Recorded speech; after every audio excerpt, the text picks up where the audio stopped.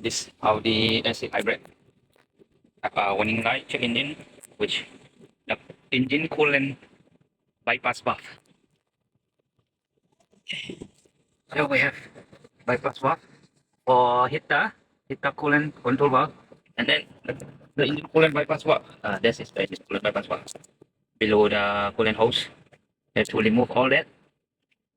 The check light is that socket, wire socket, damaged by the coolant leak from that valve. Okay, that's why the short circuit happened. The socket also the wire have to cut off and replace it because no longer wire is wear out by corrosion. Can no longer flow current properly. Okay.